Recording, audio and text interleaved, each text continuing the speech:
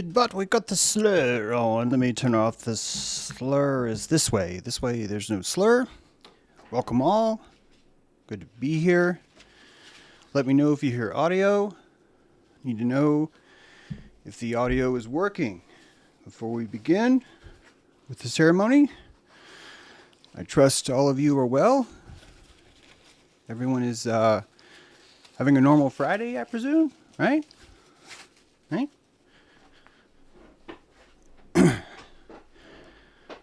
I hope some of you have been seeking your highest ways, your highest processes, and have found a new platform on this plethora, which is this world of insanity. My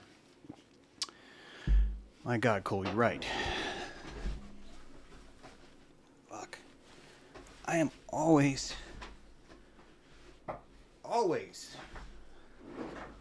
forgetting about No Pants Friday. Welcome to the show. I'm your co-host, Hitler, and really glad you guys have made it. I'd like to begin today's episode with the opening of the colander.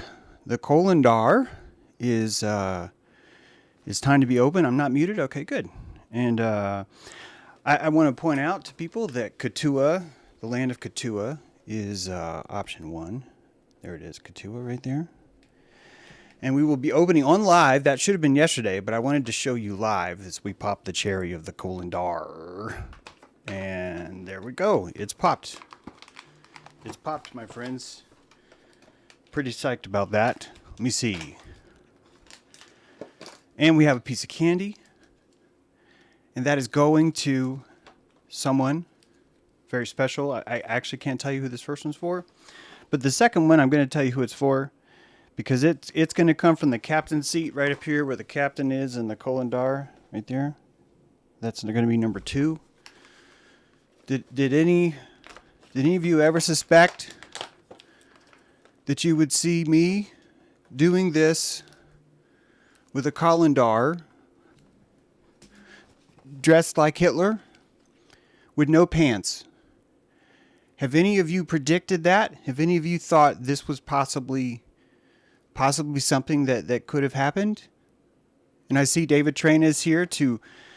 We've hired David Traina this year to be the official candy fairness board, the candy honesty board, and he will be verifying the integrity of our elections. And the person who, I don't know how to roll back without you seeing my underwear. Let me see how far I can get away with this.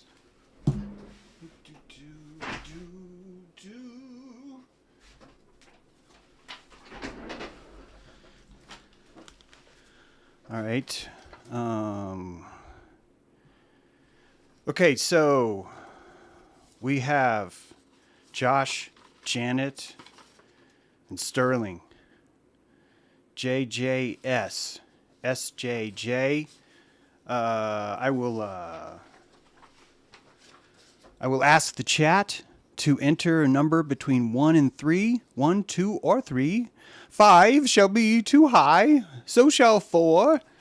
And the first number I see will be the recipient of the candy. 3. Okay, thank you, Moth. That is Sterling Lee. Sterling Lee will be receiving candy. Oh, shit, I just said his last name. Damn it. No, I didn't. I was making that up, yeah. Because every time I stream, I tell a lie.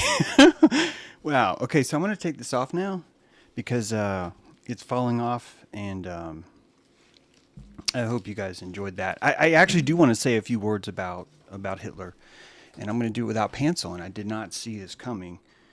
This is totally not what I saw coming. But I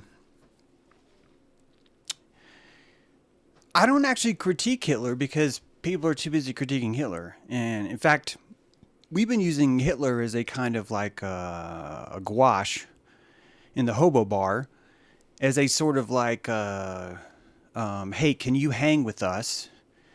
And the answer is always, well, we will throw epitaphs at the door, and if the person stays in the bar, the hobo bar, they belong. That's kind of how it's sort of working. I'm not trying to speak for the rest of the hobos, but I feel one of them right now is holding up a tin can that has like a razor chunk out of it, and it's probably dog food, and he doesn't care, and he's got it wrapped in a bandana, and he's holding it up in toast right now at me saying that, saying, "Arr, you're right. You're right, James, and why didn't you get some candy for us, James? Why did you not get us some candy?" But, you know, Hitler was right to Reich.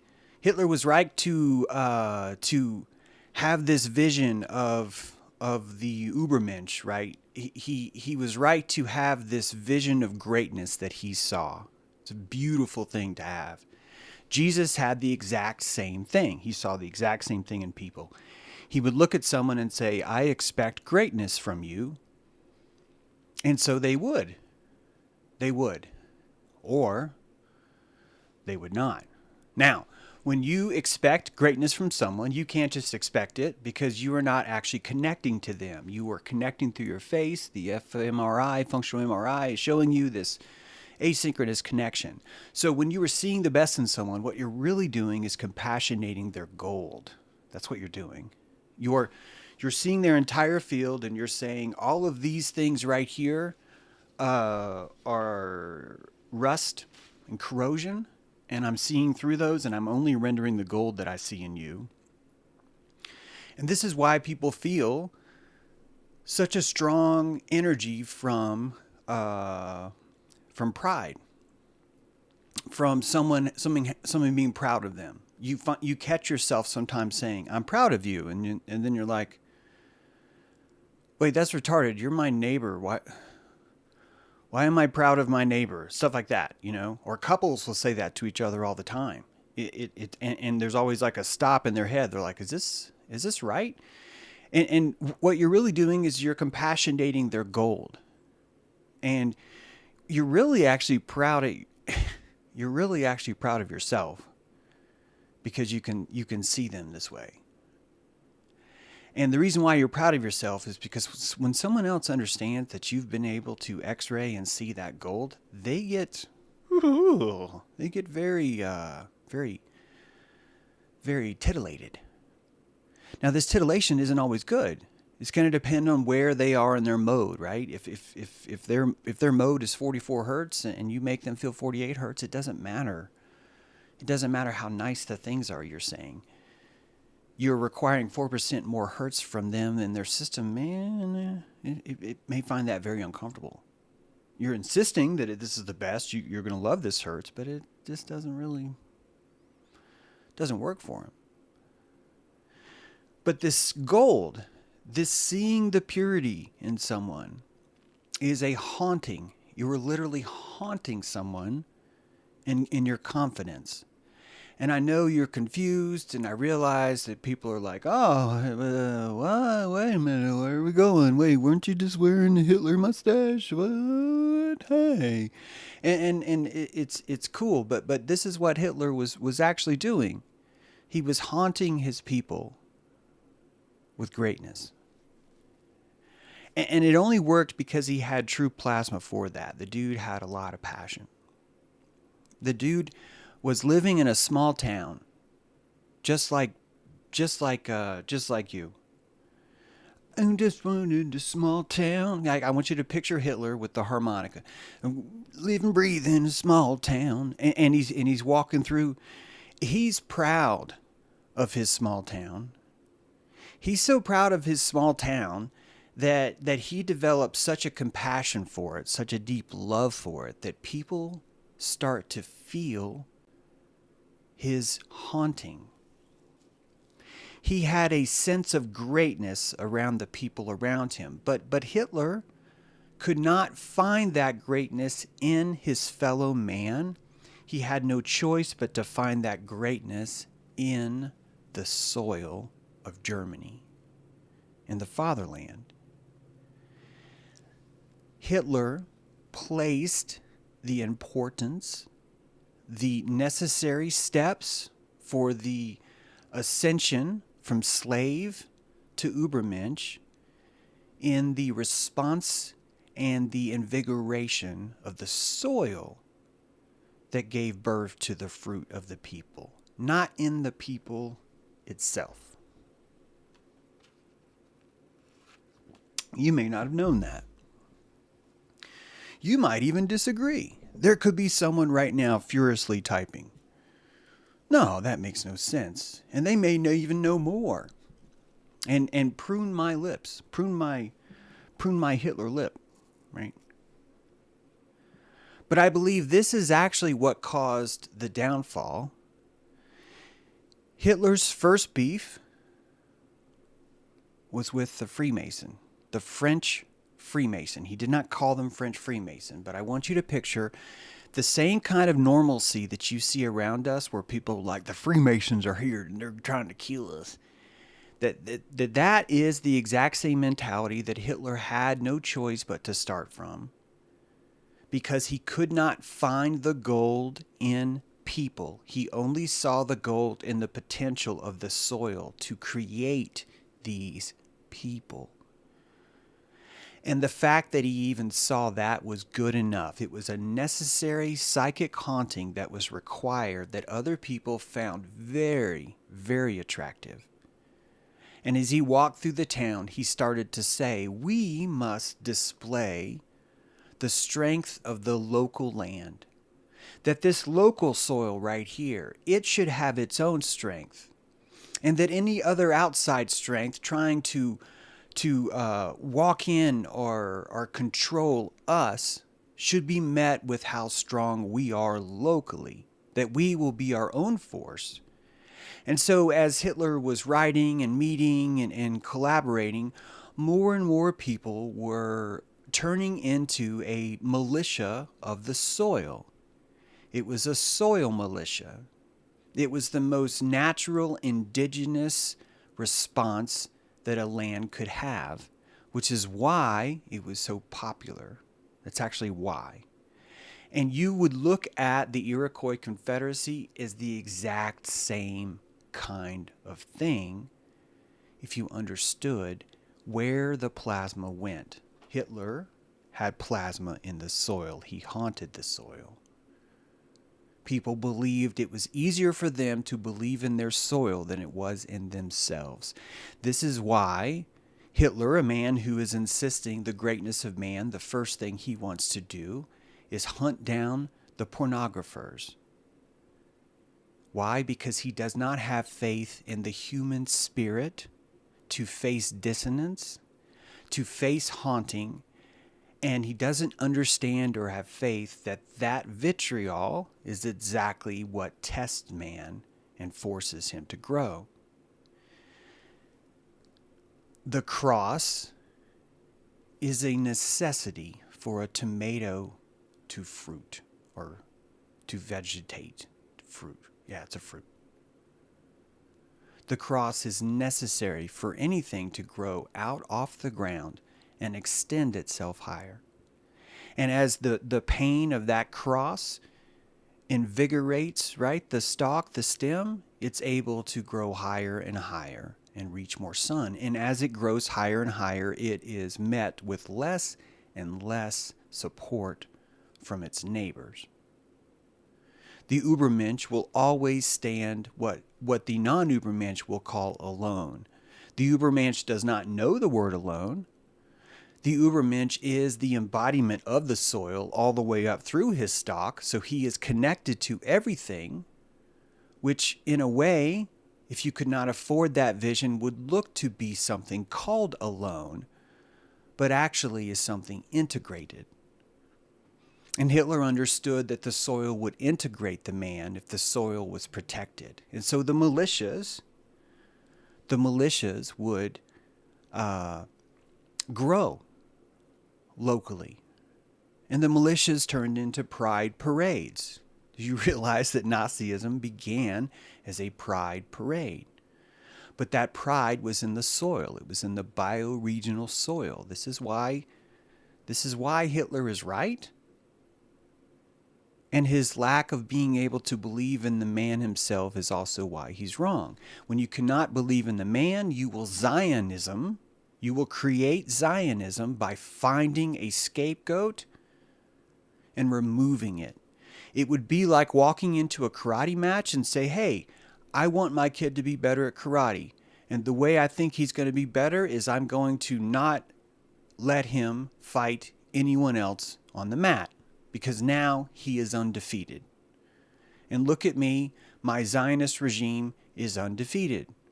That's how the Zionist thinks. It thinks in survival. It thinks in, I will do something because it makes me survive. I will not do something because it's right. I will not do something because it invigorates my identity. It's a lower form of self-haunting. This is why it's important that you start to understand what demons are, because your neurons seriously are haunting a vessel called your body. And those neurons will lose and gain control as easily as any man can wander onto the cockpit of your ship and simply grab the wheel. Your ship doesn't know. Your ship doesn't care. Your ship is built to have this bottleneck response where consciousness can control the whole thing. And you can only control the whole thing by being present in every cell. This is why you have your own consciousness, is because the cells that you had were always yours and they simply split. And so one cell became two. Well, now both those cells are already invigorated with your consciousness, so you do not have to associate into those, which means you are basically, your name is on the title. But it doesn't mean that you're necessarily controlling your boat. Your entire intestines will take over your vessel sometimes and says, dude, we want nachos. And it doesn't even want nachos. It says, I want salt because of all the demons that are living inside my gut right now, and they demand more salt right now. And the only way I can do that is I can't tell the captain we want salt, because he'll say, no, that's absurd. So I'm going to tell him we want nachos instead. That's a haunting. You are haunted by the inhibitors of your serotonin. Literally, the guardians of your serotonin in your gut are saying, none shall pass until you pay us in the dead crystal memories. Reality is not what we think it is. And thank God that we're watching what's happening all around us, because it's showing me more and more and more exactly why we're here, exactly what this whole thing is all about. And it's kind of beautiful. I would hate to ruin the stigma of Hitler. And that's pretty funny, because I was wearing a Hitler mustache when I started the show. But it can take it. And eventually it will be ruined. And the magic of Hitler will be gone. One of the things that's so magical about Hitler is because that stigma has so much staying power. This is all about the staying power of stigmas, my friends. It really is.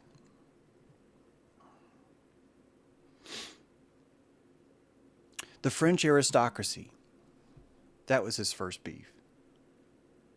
And I think Hitler actually underwent a transformation very much like I did. I think James and Hitler had a similar path. I think many of you and Hitler had a similar path, because you're growing. And at first I thought, oh, it's Hollywood. We have to destroy, we have to expose Hollywood. I tried that. Holy shit. It's the Jews. It's Hollywood. And we can say, let's say all those things. And what I want us to do is to hurry up and say all those things so we can get past the point where we've decided to try and kill everything. And then just watch it just makes us do it more. Because we've been doing that for a long time already. And everyone's insisting, here's a new idea. Let's expose Hollywood. Here's a new idea. Let's take the people that spent their life building a career in Hollywood, and then let's have them tell us how awful it was that they have this career now. Let's serve that tit, right? That no one's tried that before. We should try and listen more to the people from Hollywood about how bad Hollywood is, because that will make it stop. I have more faith in you than Hitler has in you, or would have in you. I want the porn out there. I want all of these slaves pretending to be victims out there. I want to watch you parade them down the street in front of my own hobo bar and say, look at what a victim Kanye is. I want that because it reminds me who the fuck you are. It has nothing to do with Kanye. It reminds me who the fuck you are. And in that, I am still learning to see the gold in you. I am still seeing the gold in you because I am watching slowly as QAnon turns into Kanye, turns into the next fucking thing, which was just Pizzagate before that, which was Iran-Contra before that, which was literally every gate that's ever been invented before that, have always been a spectacle like a Mardi Gras parade. And the only thing that works is the dangling and jingling of the keys. And I used to try and stop that, but I realized what a blessing it is to realize how I'm surrounded by so many children that find these keys so captivating. It's an important hermetical instrument in this world to gain consciousness. We are gaining consciousness. The soil was conscious. Hitler thought if we protected the consciousness of the soil, that consciousness would raise up into the feet, the bare feet of the children of the fatherland, and they would become the new mother. And that same model we're just simply seeing, still alive, but with more electricity.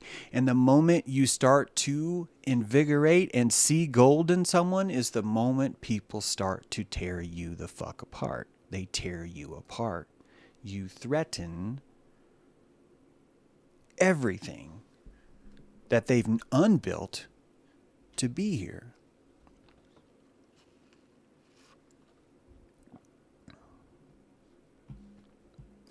The golden hue is the gold in you. That's beautiful pie. I don't want a world where we listen to people who convince us all of our problems are caused by porn. So we need to round up the pornographers and everyone will be strong again. That's Zionism. It's the same thing. And I know people still don't understand because they're like, but wait, Zionism. But if you just look at the word, I explained it yesterday. I won't do it again. But Zion, or I explained it Wednesday.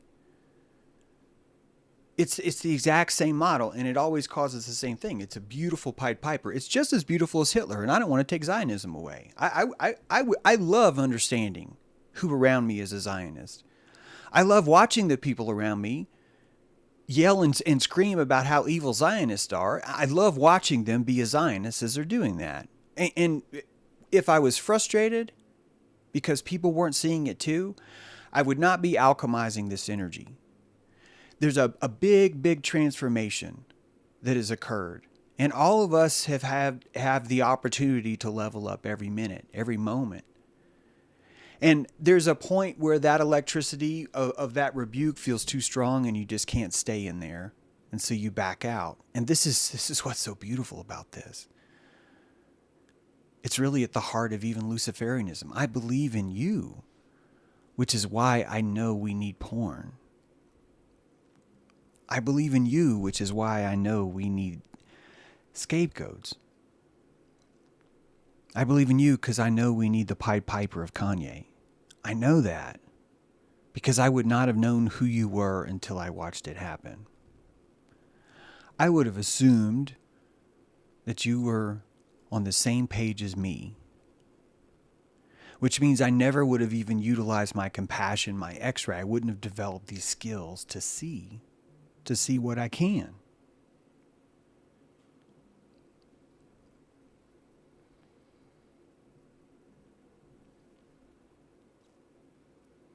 People don't like it when you tell them they're haunted, but they should.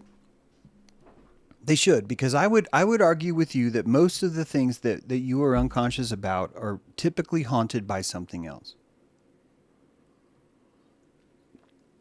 And when you understand what haunted is, you see it's not really as simple as like the Scooby-Doo, although the Scooby-Doo is like a great model, right? Like what a real estate scheme to have a Scooby-Doo.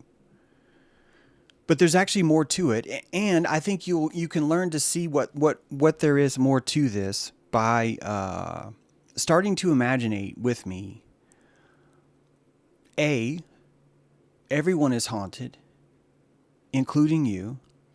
And B, you're not actually haunted by a living entity like a personality. You're actually more haunted by a psychic urge. And that psychic urge comes in a variety of complexities. And just real quick, I just want to remind everybody, I've done a lot of streams on this, but there's at least 112 verses in the Bible just on demons. And most of them are on the necromancy. People freak out when I say Jesus was a necromancer, but literally, it's like in his job description in the Bible, he is a necromancer. That's his job. And the hauntings that he sees, he calls dead people because it's the energy of someone that is no longer there. And he was simply compassionating, seeing the gold. By seeing the gold, you have no choice but to see the hauntings. When you see the gold in someone, you understand the covering, the melanin that's wrapped around them. You understand how that melanin works. You can watch its patterns. You can see how angry it is, how happy it is. Haunting isn't necessarily a feeling as much as it's a texture. You are haunted by textures. And these textures we'll call urges, just so we can explain this. Jesus saw this. And you see this too. You see this too. And whether you like it or not, part of you stepping through the portal and into this new era, this is a new era we're in, is you've gained the ability to see things that may not be comfortable until you fully understand what they are. And this is one of those things. Ectoplasm, a term coined by Charles Richet. This dude won the Nobel Prize. And at the time when they gave him the Nobel Prize, he was describing the outside and plasma something formed or molded, meaning a spiritual energy exteriorized. Back then, they would give you a Nobel Prize for understanding psychic energy. Back then, it was considered valuable, right? This was right before the Tesla violet ray device was outlawed, a war by the FDA. But that there was a thriving science built on the psychic nature. And ectoplasm was one of the ways of talking about that. And when you understand that word, believe it or not, by having that word in your context, you're able to render that word now in your retina, your Plato's cave. Will you actually see it in the room? If you're really good at rendering, you will. If you're compassionating something so well, I think you could paint it in the room. But you don't actually have to, because your intuition is seeing it. The reason why your retinas are running all the time, even when you're sleeping, is because it's required for your intuition. Your intuition is allowed to go into Plato's cave, into your retinal wall, and watch the world, not the world outside. Your eyes are closed, bitch. Your eyes are closed the whole time. You're watching the rods and cones fire and paint a certain picture based on what the occipital lobe told it to paint. And your eyes are closed. Your eyes are burning more calories than any other thing in your head. And most of man's structure is built on, we have to save calories, we have to save calories, we have to save calories. But for some reason, when you close your eyes and when you go to sleep, your eyes, they're burning filaments full time. Ask yourself why. And don't tell me it's because, well, it's how you perceive reality. No, it's not. It is how you render the reality at which you are comfortable seeing. Why am I preaching to you? Sorry. But it's true. And if you want to understand these hauntings, I need you to let go of this illusion that every single thing that's real is only what comes in through your eyes and only what you see, because that's not how it works. The melanin and the dopamine, the gas pedal and the brake of the amygdala are controlling the throttle of what you are allowed to render based on what is comfortable to you, which is why Jesus saw 112 different instances of demons, and everyone around him said, no, we don't see nothing, we don't see nothing. But the truth is always in the room, which means the people that insist there's no such thing as demons and that no one is ever haunted will also tell you in the same breath that there is a Holy Spirit. Why? Because the truth is always in the room. Always. You just put a costume on it, right? We're going to call this Bigfoot. We're going to call this Mandalorian effect. We're going to call this whatever. The truth is always right there staring at you. And ectoplasm is a real thing. There are many types of demons. You could call them aliens. You could call them daemons. It's all the same. And each of them are more complex. And when you start to unwrap the words, it allows you to paint the pictures of all the different types. There's not just 5. There's probably a gazillion types of these. Jizz is funny, but also the genillion of these.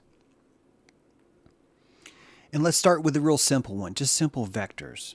That a simple vector is a demon. Watch this. I am flicking a demon at you. I'm flicking at you. And there used to be charms where you would use to defend yourself from this kind of demon. From me showing you, I see you. I see you. That used to be seen as a threat. Why was it a threat? Because your consciousness was so weak that you could not handle being stared at by another human. Do you realize rabbits feel the same way all the time? That we take home rabbits and we're like, it's a good little bunny. And we're standing over it and we're smiling. We're showing it our teeth. And the rabbit's like, holy fuck, this is scary as fuck. This is terrifying. But you don't know that. Why? Because you don't compassionate the rabbit enough. Same thing with a bird. A bird hits the window. Your first thing you do is come up with your teeth and smile. Oh, look at you. And then you're like, you should eat something. And you're like trying to cram shit in its mouth because you think, oh, me feel better if me stick seed in mouth while bird unconscious because clearly food make him go. These are like grown ass fucking adults with degrees walking around doing this shit. Zero ability to take plasma out of themselves and place it inside another animal and feel around the instruments and start to say, hey, wow, we should cover this bird's eyes. It's probably freaking the fuck out, everything it's seeing. Or we should keep it in a dark place. Or we should be quiet around it maybe. Right? All these things come when your consciousness has enough plasma to where you can ectoplasm your way out of yourself. It's this blobular stuff. And it goes over to the other person. And it pours into their face. And the minute you do, you're now reading raw data feed from their entire system. You're doing that because you're logged onto their face. The mouse interface, the haptic device is plugged in, and now you feel everything I do if you're looking at my face. And it's not as intense for me because I don't see you. I don't hear you laugh if I say something funny. I don't hear you gasp if I say something not. I don't hear you interrupting me because you're too busy working a blender, so I don't have to get pissed off because you're like, but I'm making a smoothie, James. It's yeah. If I sense that, it would change the entire relationship right now, wouldn't it? Why? Because this connection, this empathic connection, is a kind of haunting. And you can start with complex or you can start with simple. The most simplest form is that vector I told you about. I see you, I see you. Even looking at someone is a haunting. You're literally secreting plasma. Plasma you'll never get back. Plasma that was generated through time, right? And you're releasing that plasma in a vector, in an arrow that goes doing, and you shoot it somewhere. That's a demon. And it's okay. It's okay. It's okay. That's how powerful you are. And that witness, when it hits someone else's field, they can keep some of it. They can keep that plasma. A piano player on the stage, when they know that everyone's paying attention, all that plasma comes into their field and it makes them play better. And they're like, oh my God, look how good I am. Because the crowd, the plasma itself, is haunting their field. And that person, that crucible, is able to perform from a different posture for longer because of that plasma that's invading. The audience is associating with the pianist through a simple vector of will given in time. And it's fair, it's clean, it's open. Everyone understands the arrangement. I bought a ticket. My plasma is worth this much is really what the audience is saying. The audience is telling the pianist, my plasma is worth $88 on this day. And I'm going to bequeath it to whatever on the stage I deem worthy, or I won't even look at the stage. That's really what a concert ticket is. That's why people like to buy concert tickets, because they themselves start to feel, wow, my plasma is actually legit worth something. That a person is preparing a very special show purely for my plasma. I know this sounds like a commercial for 55 Rhode Island, and I don't mean it to be that way, but it's true. It's exactly what's happening in 55 Rhode Island. I started writing a scripted play for you guys 2 days ago. Why? Because people said my witness is worth this much and I'm buying a ticket for $88 and I want to be there on 5/5. That energy is already exchanged. They've already haunting me with that vectored will of, wow, I'm going to be giving you my plasma on that day. You better bring it. This is what it does to my posture. It haunts me. It's my muse. Do you see how those are the same? It haunts me because it's my muse now. Buying a ticket is my muse. But it's not just simple vectors. It's algorithms too. Yeah, 88, right? Wink, wink. It's algorithms too. What is an algorithm but a vector that just has a condition on it? A condition, right? Meaning, I'm giving you the evil eye, and if you're doing something wrong, this demon will hurt. And if you're doing something right, this demon will not hurt at all. So when a parent looks at her child sternly, the accusation is literally downloaded into the bandwidth of that glance. And that bandwidth comes charged with, if you made that noise, then you are in trouble. And the child now gets to face the demon. He faces the demon and says, yes, I did break that. I did just drop this glass and it broke and it made that noise. Yes, I am guilty. And he faces the scourge of the demon. But if he didn't do it, then he faces the scourge of being wrongly accused. Why? Because the exact same energy, the exact same plasma is going to have to be alchemized somehow through his circuit. As he gets better, he will learn that when labels are thrown at him that do not apply, he is not hurt by these things. This is a very difficult way of alchemizing it, isn't it? If it's from your boss, if it's from someone who has influence, you know that it will hurt regardless of what was true. Because the energy that you know from this person is destructive. At the same time, you can start to realize and caramelize all the words that someone is calling you, that they slowly start to make you stronger, and you start to find them even funny.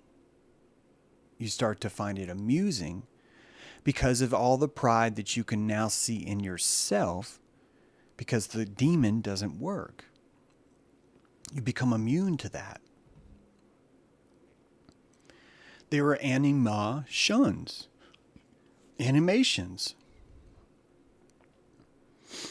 When I show you a series of pictures in a certain order, I am haunting your visual cortex. I'm haunting it with a series of sigils. And those sigils are going to be stored in your mind. And those sigils are going to be stored in your mind based on how you were feeling as you watch them, which is why the animation has a sense of fashion built into it. It's telling you this is gross or this is great. This is funny or this is sad. This is terrifying or this is not. And most of that's determined by you, right? You know this experiment where they show a plate of food and then a guy's face. And then they show a dead person in a guy's face. And that they ask the audience what the man is thinking, and both of those are purely based not on the man himself. It's the exact same video of the man, but on the frame that occurred right before it. The staging, the animations, the staging of the haunting is a cell-by-cell experience, right? It runs in a loop. A single animation, a simple stare maybe, would be a one-frame GIF, but there are animations, more complex hauntings. And you could imagine that every frame in the haunting is going to require a certain amount of plasma. And you can imagine that every algorithm that's linked to that, right? Show frame A if guilty, show frame B if not guilty. Think about the plasma that the woman has to encapsulate, the mother has to encapsulate into her energy before she looks at her child. She has to set that condition in the plasma and broadcast it to the child. And the child knows no words are spoken. No words are spoken at all. The child automatically knows. She heard a crash. I dropped the glass. I know exactly what this algorithm means. Are we literally trying to suggest to ourselves that the 7-year-old is able to pull the photons out of the air? Of course not. There's something else going on, and it's not language. It's something much deeper. It's something much more profound, and it is the haunting. Why? Because that child, those cells were actually haunted by the mother. The mitochondria technically would be the mother if you think about it. I realize it's a separate DNA chain for those of you who believe in DNA, but that separate DNA chain came from the mother, which means it could be occupied by her. The consciousness, your mother's love goes with you, son, everywhere you go. It's that kind of adage. There are emoticons. You can emote something into an icon, right? The magic is everywhere, my friends. All the sigils are there. What is pornography but a porn circuit? It's poured. It's poured into you, right? The giant big gulp. I don't want to live in a society where we've decided to burn down all the 7-Elevens because they sell big gulp. I want to be able to walk into the 7-Eleven and see how many people are supporting the big gulps. That's what I'd rather see, because they're showing me the texture and shadow of that person. The haunting is their fashion. Believe it or not, and Hitler would agree, that which haunts you is that which you choose to be haunted by. That is your fashion. And it's going to be about how frugal you are with your electricity. It would all come from that. How frugal are you with your electricity? When someone gives you electricity, are you quick to dismiss it, or do you value it, and do you find a way to store it? And the same thing about shedding. Most of our electricity comes from ourselves. It does not come from others. We're just told differently, or we're told our electricity doesn't matter. We have to get it from someone else. This line is a basic vectored demon. It's slung from the will with brute force. Zero plasma is wasted in camouflaging this vectored will or in any conditions added to it. This is simply a stare or flipping the bird, right? This is flipping someone a bird. But you can also have curves. You can send a demon with a curve or English applied to it. The way you grip that demon, it's not an algorithm yet, but it's able to come in and fool you. It looks like it's a compliment, but it's a slight, right? You thought they were complimenting you, but nope. Turns out the whole time mom just wanted to dig at you one more time about this, right? It sounded good. That's it's a demon that has curve or English. It's slung from the will with brute force, just like the regular vectored demon. And the same zero plasma is wasted in camouflaging it. It's just simply in the curving of it. There's no conditions placed on it. It's simply a thrown ball with a lot of force and a curve applied to it.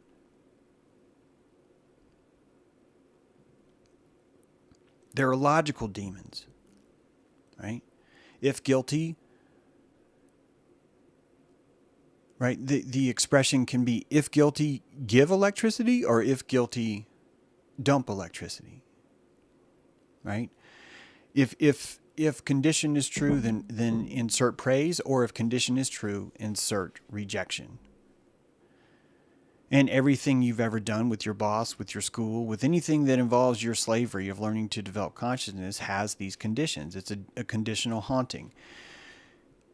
You are bound to a cubicle, and the spell that binds you to the cubicle lasts for 8 hours, and you cannot penetrate the binding of that cubicle spell for 8 hours, so you're stuck inside. And because you're stuck inside, you must pass the time, and you will be treated better by the magician if what you do inside that trap cell is performed correctly. How the fuck is that not a haunting? How the fuck is having a job not a haunting? How the fuck is having a scapegoat not a haunting? How the fuck is having an addiction not a haunting? All of these are the same plasma energy, and the reason why Jesus said this 112 times is because he knew how to heal the haunted. He knew how to exorcise them, and you do too. You know this too. You do it all the time. You will remove the demon conditions. Oh, honey, it's okay you broke the glass. What are you doing? You were tearing apart the demon in front of the child's eyes. No, it's okay. Look. And the scorpion, you broke its tail in front of the child's eyes. You showed it. No, this algorithm is nothing. See, look. It's easily removed. It would be like your boss saying, no, you don't have to stay in this cubicle. Are you kidding? No. No, you don't have to be there. No, come on out.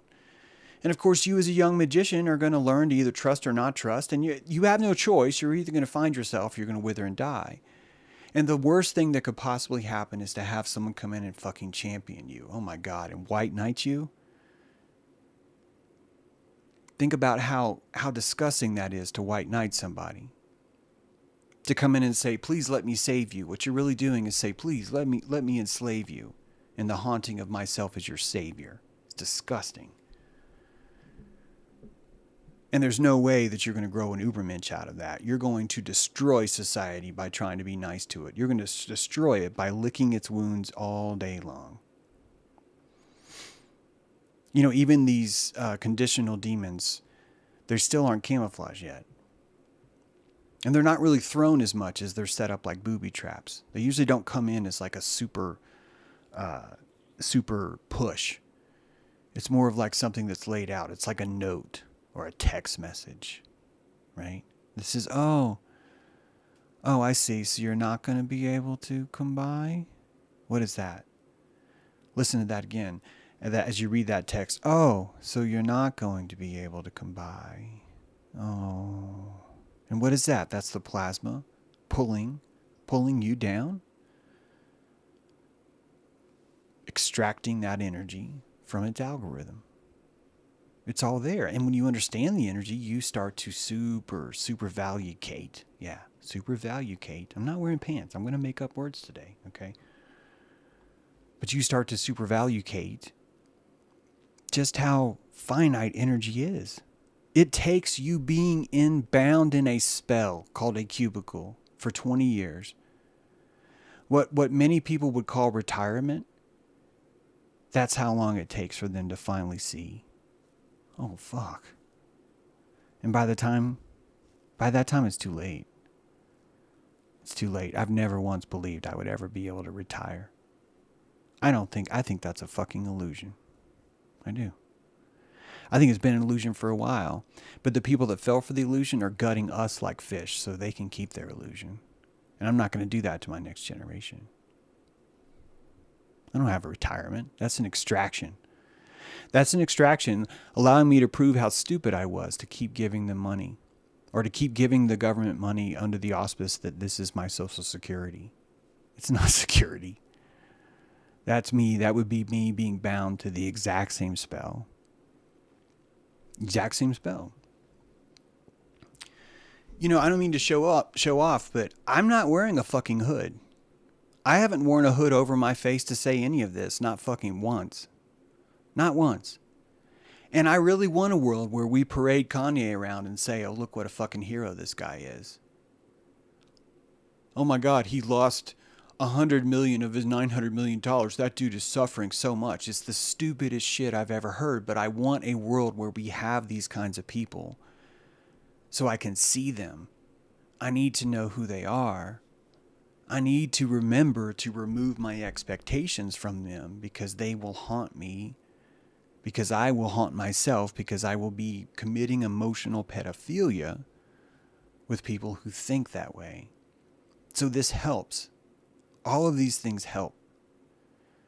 And when you really break down the plasma, the ectoplasm of this, you're looking at your field itself. Your field around your body is a capacitor.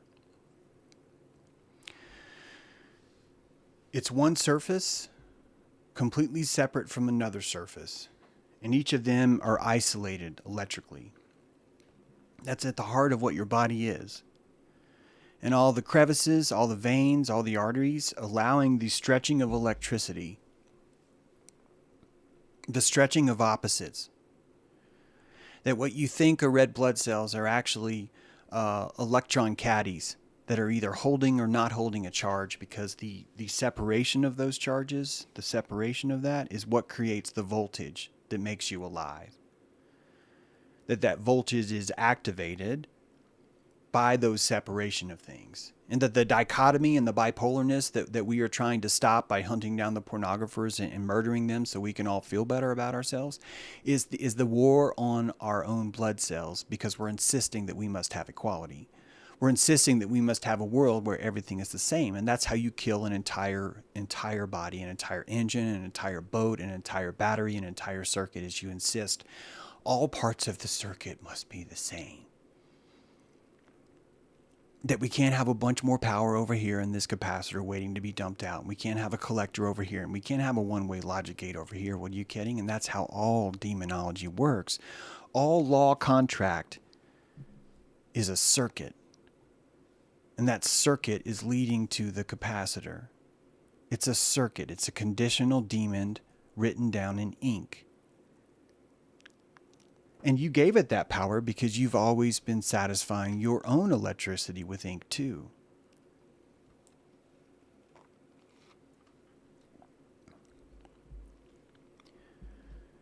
What is the Holy Spirit? What is the Holy Spirit? Is it a demon? Are you ready to say that? Are you ready to say that the demon is ectoplasm? Or do we want to say, no, the Holy Spirit is not ectoplasm? Because if you're going to say it's not ectoplasm, then you're trying to argue that it has nothing in this world. That there is no Holy Spirit in this world.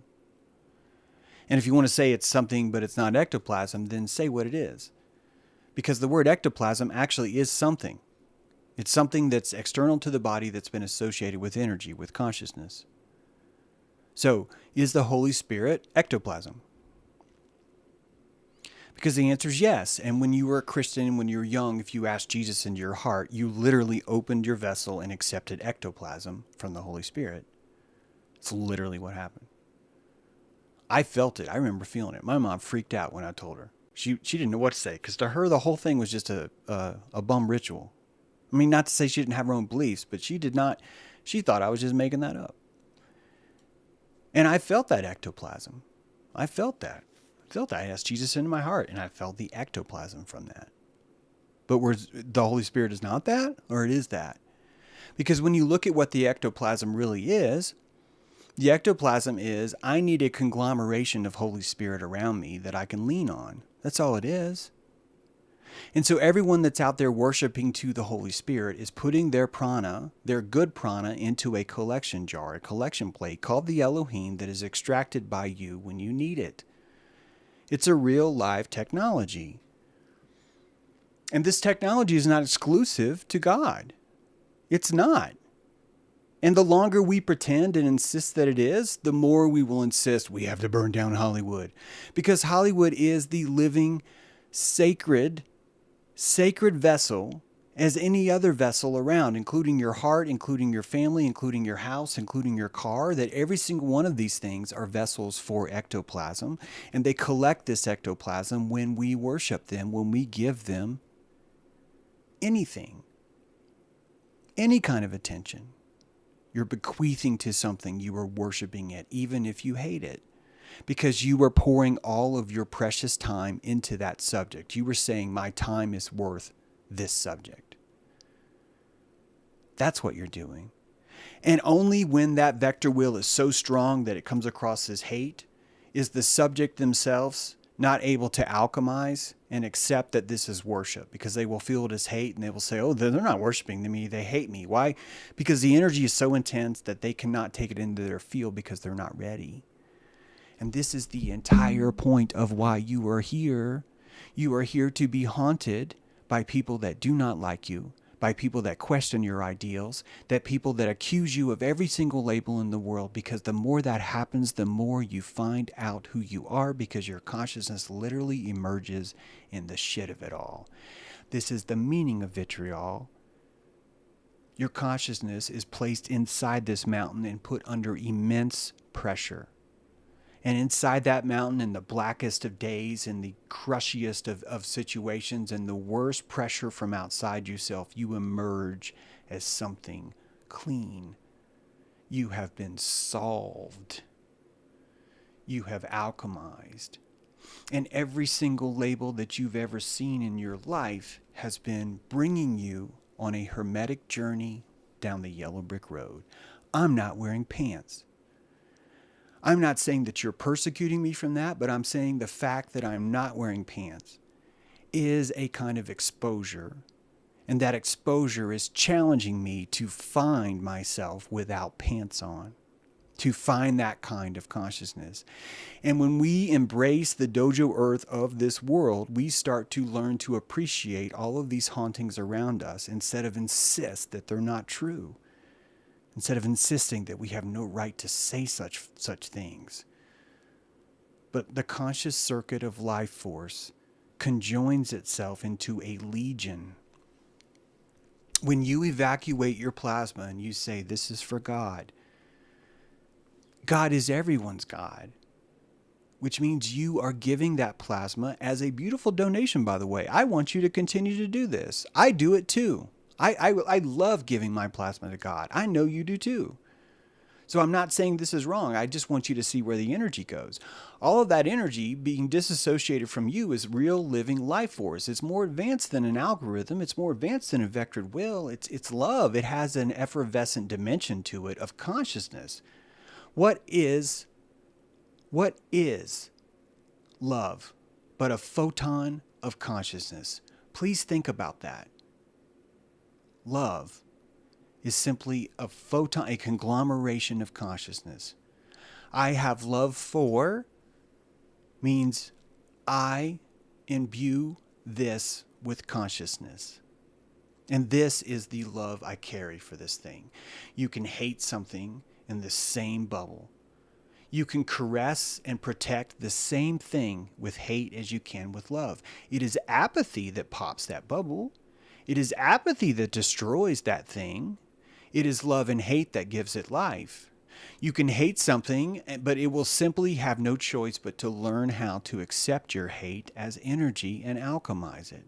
So the more you hate something, the more you're insisting it is worthy of being strong. Oh. And so you're making things stronger by hating them. You are giving them a respect. You are training them in your personal dojo. And you're sending them every inch of plasma that you have and saying, this is yours because you are worthy of being this strong. It's terrifying when you understand how it works. But it's also liberating once you accept it. Can you see the creases in this flag? I'm not asking you to read the caption. Sorry, I meant to chop that off. But can you see the creases in this Nazi flag? Can you see how it was folded and folded and folded and folded and folded? Can you see how this is not how you would fold a flag with honor? This is a Nazi flag, if podcasters are listening. Can you see this? How this is not real? Or when you see this, do you think that this guy is a legit Nazi sympathizer?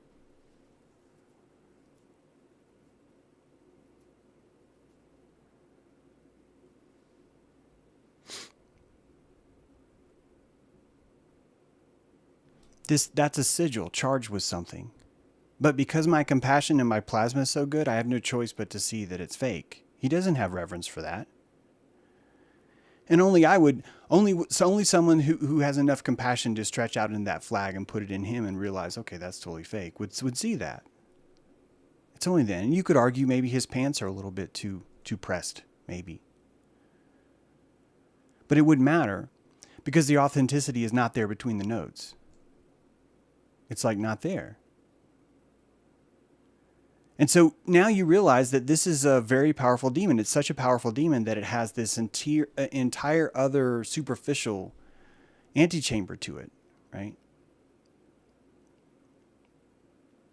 that when I mean by antechamber is that there's a whole other kind of association or energy with it.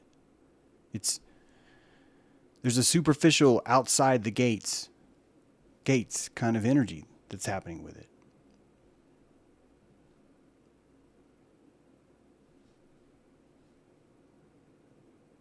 This is a sigil too, this beach ball. When you see this beach ball, you automatically think brightly. You think about being a child. You think about enjoying it. Yeah, thank you. The point is the flag is new. He opened it that day. And why did he open it that day? Because he knew it would haunt you. He knew it would haunt the camera. Well, he was a plant. Yeah, exactly. He knew that it would haunt the camera. He knew that the camera would automatically seek it and find it. Why? Because he's setting the food in front of it and saying, do you want this? Do you want this? And he knows people will buy it. He knows they will. Because he's playing with the ectoplasm of that energy.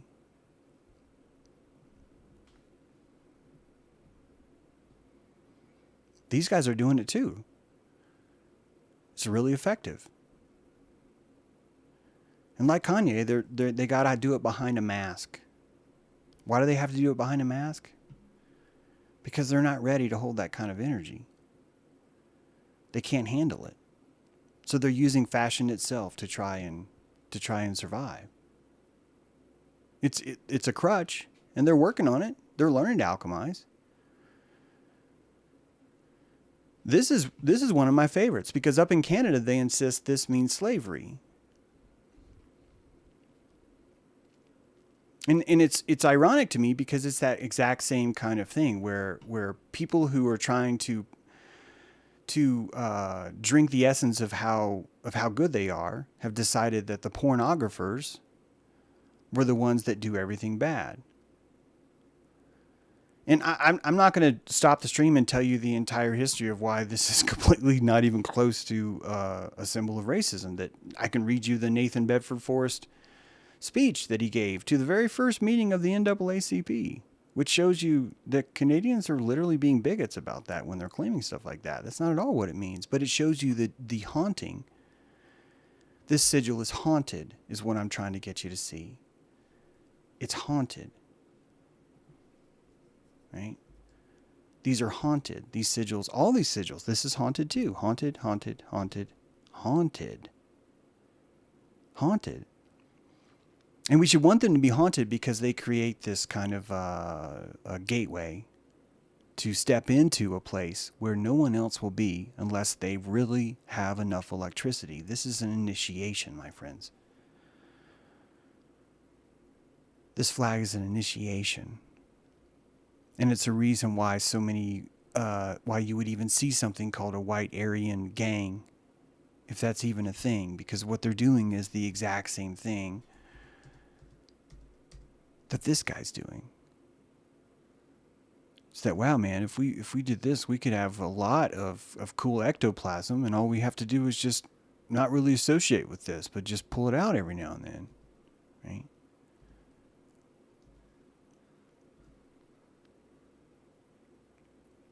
And it brings me to this. I don't even know how to say this, especially because one of you jackasses just started advertising his show in the middle of the chat, which is like, yeah, exactly, you fuckwad. Please say it more. But this is all part of the haunting. I want you to see how this fucking works. I want you to see how this works. This is going to sound like whining, and I don't give a shit. I still want you to see how this works because you were watching James True go through a hermetic journey. And every step I take, I get more and more shit. I get more and more shit because I'm stepping through. And it's making me stainless. I have no fucking choice. I have no fucking choice. This is just a simple example. This happens all the time. But even 3 days ago, there's a podcast, several gentlemen on that podcast. It's called Something Spiders. And it's made up of guys that I've helped as much as I can. I've come on their shows whenever they want. They've interacted with me. I've tried to interact with them as much as they want. They've been in dojo. They've seen my work. They've read my books, and that these men assembled last week to have a podcast about what a problem I am for the world, and it would be whining of me to say this a year ago. And some of you may still see it that way because you're not going to see my point, and that's fine. I don't care. But I want you to know that happened on Tuesday, And 2 years ago, I would have been like, well, God, what did I do? Those are my friends. But I helped that guy with his problem. He was really upset about this. And this other guy, he was like having this big issue with his other friend. And I try and patch that. And you can have this whole conversation in your mind because the haunting, the algorithm is extracting ectoplasm from me. And the whole time, I'm like, well, why wouldn't they just call me? Every one of those guys has my phone number. Every one of them. And so if they really wanted a show where they really wanted the problem, then why wouldn't they reach out to the problem? If they're dealing with a show where we need to fix the problems of the world, why would you not interject with your problems? Why not? That's what I would haunt myself with 2 years ago. I would haunt myself with it because I wasn't adequate to deal with that kind of electricity. I could not deal with a podcast being specified around how I'm the source of problems in the world.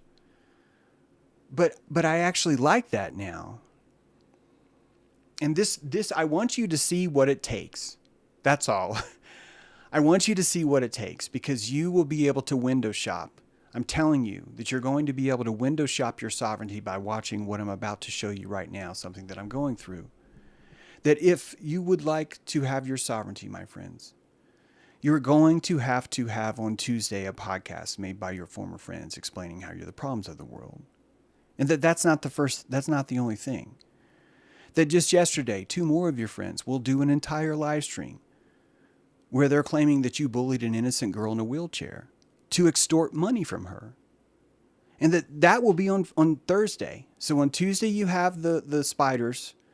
And on Thursday, you have 2 of your other former friends. Both of them have your number. Both of them have the ability to contact you. And while you're watching this stream, you're looking in the comments below. And a friend that you helped a long time ago with his addictions, that you have featured on your channel, that you've supported his channel as much as you can, is making his own Patreon based on his investigative reports that James True is a CIA operative. And that was just yesterday. Just yesterday. And 2 years ago, things like this would have really torn me apart. Because I would have thought all of us were being authentic, or all of us wanted the best, or there was just a misunderstanding. But it's not.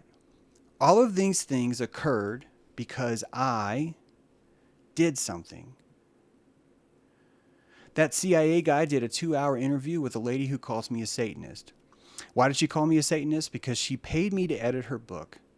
And in the column of the first chapter, I said, Beth, this doesn't feel authentic. And from the moment I said, Beth, this doesn't feel authentic, she told everybody that I said she faked having a terminal disease. Now, compassionately speaking, it kind of sounds like maybe the comment that this doesn't sound authentic was probably right the fuck on. And maybe she thought I was trying to subvert it by not saying it directly, but she felt it directly. It doesn't matter because my authenticity, the gold that I believed she wanted to see, just simply how I felt as an editor being paid to edit a book where I say, this section doesn't feel authentic. I more meant it as I'm reading these chapters, I don't feel engaged. This should be like a horrible experience that you've gone through, but I don't feel that. And that by me showing her the courtesy of that gold, I am haunted forever as a Satanist. And we're broadcasting now with another guy that thinks I'm a CIA agent. And both of them are now inside an audience where 2 other guys are going on about how I'm beating and mugging a girl in a wheelchair. And the entire time while this is happening, people are advertising the fucker in my show. They're like, hey, let's go see him right now. And it's like, yeah, I understand, man. I understand because this is the hermetic steps that requires it. Right now, Anomaly is saying that Dave Chappelle stole jokes from Owen Benjamin's work. And Owen Benjamin literally has been repeating every word I've said on this podcast, on this show, for like over a year. Every single concept even is just mimicked and babbled from that. And my vitriol, my haunting, is to ensure and insist that I find my authenticity in the strife of all these things. And I'm getting so much better at it. And when I walk into the hobo bar, people that are supposed to be my friends are like, here, look at Owen this, and look at Ben this, and look at Weaving Spiders this. And they are my friend because they are making me stainless too. I want you to window shop what it feels like to become sovereign. Because if you do it right, you will be surrounded by orbits of haunting. And those orbits of haunting are the only way you are going to be able to become the Ubermensch. You are going to have to not only learn to be and accept these hauntings around you, but you are going to have to learn how to pull ectoplasm from that hate and turn it into good energy. And that you've been doing this the whole time. Your entire life you've been training for this, but we are surrounded by a society that insists that we should make it easier. We are surrounded by a society that insists you should not be met with these things. And this is exactly why you're here. That you came here to be bullied, that you came here to be labeled, that you came here to literally sit in the acid of every critic you can find, whether it be your wife, whether it be your parents, whether it be your children, whether it be your colleagues, whether it be a Hollywood fucking cuck who's demanding that this guy be taken off the air. That all of those things are shining you. They are becoming who you are, because the only person that could ever dare to stand inside of that kind of pressure chamber is you. You're the only one. And when you start to see this energy for what it is, you realize it's a Faraday cage. It's a Faraday cage. And you start to become one of these casters. You enter into a whole different level. And when I go to events, jackasses will say, "Can I touch you? Because I don't know if you're real." And they're attacking you too. They are eating you too, because they are insisting that you're an idol. People will drive for 4,000 miles to food poison you because you will not interact with them and mush their genitals. And every one of those things is saying, can you handle 17 amps, James? Can you handle 48 amps? And either you can or you can't. Either you can or you can't. It's a beautiful game. And you will only find your way there by going in alone. I swear to you. You're not going to be able to pull this off with a team. It's only going to happen with you. The conscious self emerges from a mountain of darkness and squeezing pressure. Or it remains in the comfort of society's whims. It's your choice. Every one of these incidences, is a result of my emergence as a conscious self. Rose is mad at me because I said no. If I can't get someone to commit to doing this event, then I'm not going to be able to sell tickets for them. I'm not. That was myself saying no. Having crow's favor is not important enough to deteriorate myself. And I've been telling you myself since August. I think the whole time Rose just didn't believe me. And why did she not believe me? Because she had not seen me emerge. She sees that now. And the first thing that happens when I'm emerged is she goes to Benjamin, and Benjamin says, "Y'all, this guy's mean to me." And what do? They play the same thing. Here's an opportunity. Yeah. This guy beats chicks in wheelchairs for money. And so that comes out. And the entire time it's a challenge. They're walking up to my tent saying, "Can you handle this? Can you handle this?" That in the middle of Owen having these conversations with Kanye, he's got to stop and come back to me and say, "Yeah, but we got to dump some shit fucking plasma on this guy right now." Right in the middle of that. And all this is happening when I find myself all of a sudden having to be on the poster, having to put myself out front. The moment I say I will put myself out front is the moment all of these former friends hit me in the same week. Do you notice that? I'm not complaining. I want you to window shop. I want you to understand that I violated their prawn economies, each and every one of them, because I was pretending the entire time, and they're angry at that. They're angry at me breaking their trance. that we all expect a certain energy from each other, and if we change, that's considered threatening. And that the person who finally does say, I'm fucking going for it, people don't cheer that person. That's not what happens. If they did, all of us would do it. If they did, all of us would be wearing Hitler mustaches today and changing our profile. All of us. If all of us today were to organically put on a Hitler mustache and wear an SS, the entire psyop would be gone. It would be gone. The haunting would be fixed because we exorcised it with comedy. It's just that easy. And it would send such a powerful message that all of us would organically do that at the same time, that it would be such a psychic haunting that they would never try it again. It would never work again. So all of this is showing you how powerful you are, and your reaction to how well you deal with that is exactly also indicative of how powerful you are. It's all the same. Energy in, energy out. What energy you're going to keep, what energy you're going to say is too much, right? I have no choice but to go on, and I fucking love it. I set up my own structure. People have already rented houses, so it was easy for me to say, well, no, I can't do that. People have already spent money. If you can't commit, then fucking don't. That's really all that happened, is I told Crow that if you can't commit, it doesn't actually help for us to put you on the poster. We're not going to even put you on the poster. It wasn't even a slight. Crow still could come. He's a few miles away. But he can't now because I violated the protocol.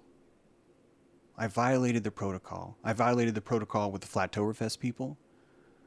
I violated the protocol with the same group that's insisting right now that they're here to save you. And they're here to save you by telling you it's the Jews. They're here to save you by telling you that this time it's different because Kanye's going to do this. They're here to save you by telling you that we have to expose Hollywood, that it's just the deep state, that it's an election, that it's whatever else it is. And it's none of those things. It is supposed to be fucking hard. And the people that are telling you it's not, or it shouldn't, or if we do this, or they are fucking lying to you. They think you're weak. They are being that ignorant side of Hitler. Hitler changed. You know that. Within 3 years, that dude knew, okay, that's not going to fucking work. This authenticity is burning the shit out of my eyes. And every single person in the world wants to kill me now. That's what happened to Hitler. That's the cross. And Jesus didn't get on the cross so you didn't have to, you stupid wimp. Get your ass up. Jesus got on the cross so you would too. Don't be such a bitch. All of this energy is the most high quality, high amp ectoplasm you've ever seen. And if you want to shed it off or shit it away, you're not worthy of any of it. None of it. Right? What else we got here? Comfarter. All of these people are fruits from my tree. I swear to you that the offshoot of Snake Jones, the dude that says I'm a CIA agent, he's been on like 4 or 5 podcasts. I dedicated my book to someone, and that person has them on. It's like in that same show has Aaron on. It's like, yeah, James is a CIA person. It's like I understand that that's actually a shoot from my garden. That Aaron sees me and says, I want to survive. I don't have enough voice of my own, but if I tell people you're a CIA agent, I can live, which means it's trying to live in my growth. It's under my canopy. Why the fuck would I reject that? Am I the kind of tree that is so afraid that this is some sort of kudzu that's going to choke me down? Or am I a tree that bears enough power that says, yes, you can stay under my canopy. If this becomes unsustainable, though, I'm going to have to let you go. Whale sharks do it. Is a whale shark offended because a remora fish comes in and sucks under its mouth? Does the whale shark really eat less? Because all that remora is doing is saying, I just want your waste. The CIA dude is saying, James, I just want your waist. Can I just have the waist? If anyone tries to like your attention and they find it too hot, I would like to be here to catch them, to tell them, well, the reason why it was too hot is because James is CIA. And then they can go, oh, I thought it was me. And then Aaron would say, no, it's not you. It's him. He's CIA. Same with Owen. Same with Rose. Same with Ben. Same with Karen. The entire thing happens when you emerge. Yes, it'd be so easy to say, no, James, this is all because you have personality problems. And it could be. I don't even mind saying that because I think that's a vital part of this canopy that I have. But when I add up all the reasons and I start to look at what's happening, if it turned out to be that all these were personality problems, I would not have been able to survive this long. There's no way I would have been able to make it this long. There's no way we would have had a dojo. There's no way I would have had 6 books. There's no way I would have been even contemplating producing a show on 5-5 in Rhode Island. Get your tickets now for $88. There's no way. I'm doing a live show because I'm the only one that possesses the energy in that sector to do a live show like that. Crow doesn't want to commit to that because he cannot do that kind of energy. I was trying to hide the whole time by saying, let me in your Flat Earth Festival, or let me in your Conscious Festival, let me in your Freedom League Festival. Why would they let me in? Why? The whole time they're like, dude, why don't you have your own thing? What the fuck, man? You're going to come in 45 minutes? You're really going to be able to contain it all in that, James? No one else is going to want to keep asking you or talking to you about it? Yeah, I get this sounds arrogant. It sounds, oh my God, so. But I'm just telling you that that's the kind of amperage that flows. I wouldn't be trying this hard if it didn't flow. I wouldn't have the ability to sustain myself this long if there wasn't legit real life current just fucking flowing through me. Which means all of this is my luciferication. I'm being luciferized. And you are too. And I know you may not want to say that.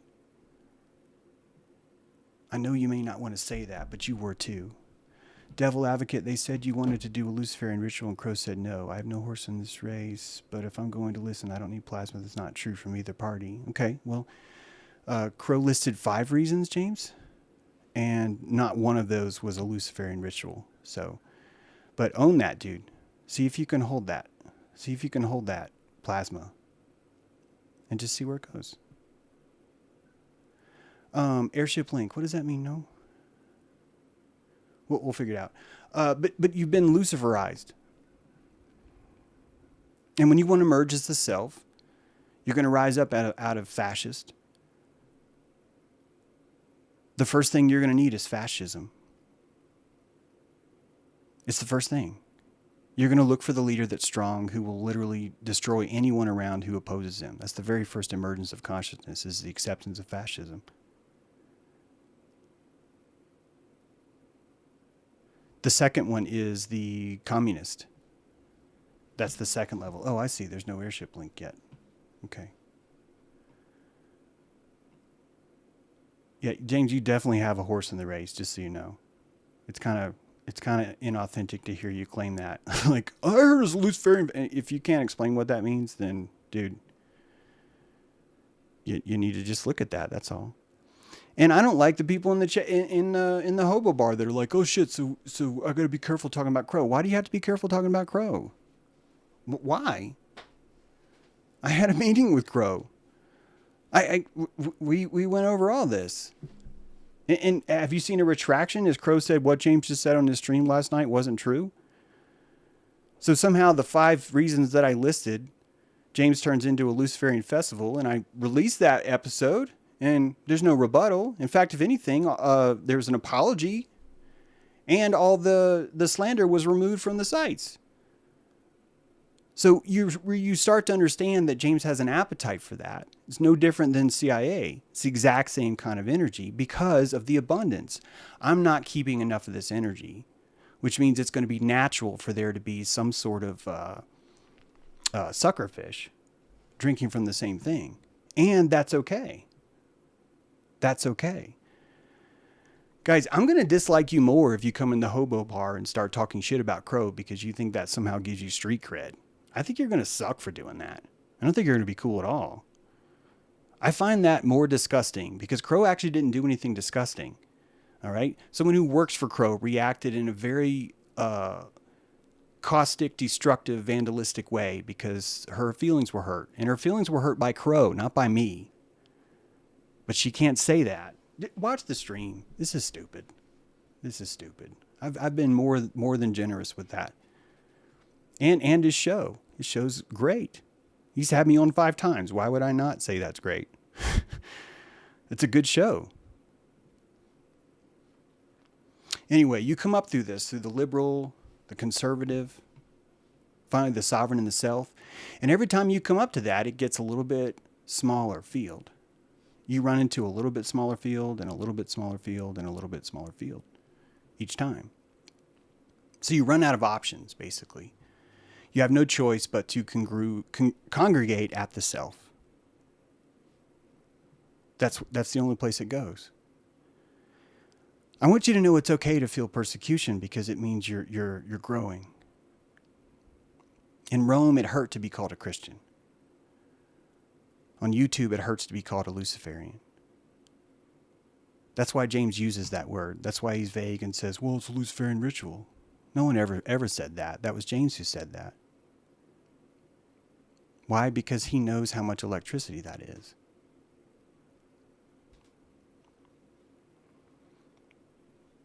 Yeah, it's... Stephanie, thank you. The Alpha Vedic show was a great show, but I want you to know that this is why I don't want people talking shit about other shows. Guys, these are hermetic steps. I think you should bring what bothers you with as much fury and as much authenticity as what you like. And the things that I get that right now you think the things that you don't like must be rejected and forgotten. But I'm telling you that those are a mirror, that they show you who you are.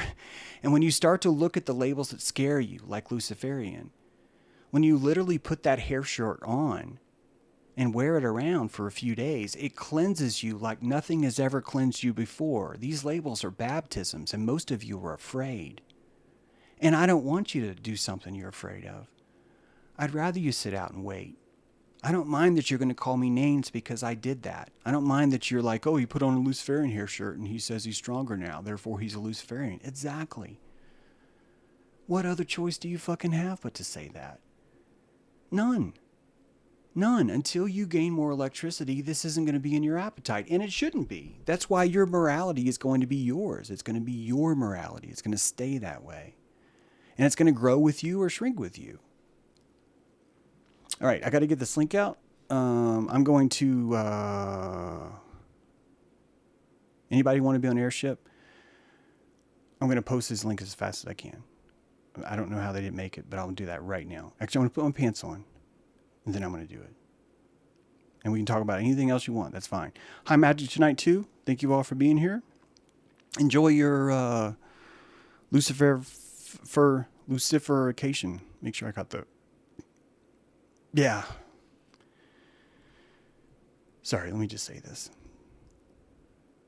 The oldest medicine we know is a freaking venomous snake wrapped around a wooden pole. And we think that the medicine is in the snake, but it's not. The medicine is in our posture to the snake. How we approach that venom is going to be the medicine. And if you've got someone that has a huge audience that just wants to smash up against you, it's because he's telling you you're going to be strong. He's telling you that. And the only way that you disagree with him is by not being stronger. It's a very special kind of training. It's a very special kind of sensei. It is. All right, we will see you next time. Hey, come to 5-5. Come to 5-5 for all these reasons in Providence, Rhode Island. Come to 5-5. You won't be sorry. It's going to be a good show. Let me see. Is there a reaction from James? We'll make sure he gets his word in because I don't want to take it. I am my own horse and just run with the herd sometimes, and I could care less if you were a Luciferian. I think actually, so I appreciate that, James, and I also think that you actually do kind of care. That's why you actually use that word, because no one else used that word. So You did. So this is part of like learning to own our own haunting. James is like, well, no, I didn't do that at all. And that's fine. But that's also part of being haunted is you pick up these ideas and you say that not once have I said I'm doing a Lucifer, not even fucking once. It's this idea that gets conveyed, which is the haunting of it, which comes out and you insist it's not yours, but you're literally the one walking in the hobo bar, letting it loose. Right. Same thing as saying, hey, I don't know if it's okay to talk about Crow. What you're really saying to everyone is it's not okay to talk about Crow when everyone's talking about it. It's no problem. Rose is actually in that group. She's actually part of the group. Nothing's been censored. I believe in witness. I've worked so hard to create this atmosphere where witness is bred like this. But we're anti-haunting it. See, it's so complex. It's so complex. It's beautiful. But we don't even see our own energy. And when we do, we become conscious of it. We're instantly realizing, holy shit, I've got toilet paper stuck to the bottom of my shoe. And I'm walking around the whole time pretending, no, I didn't say that. But actually, those are exactly what you're walking around in. It doesn't matter if you're consciously aware of it or not.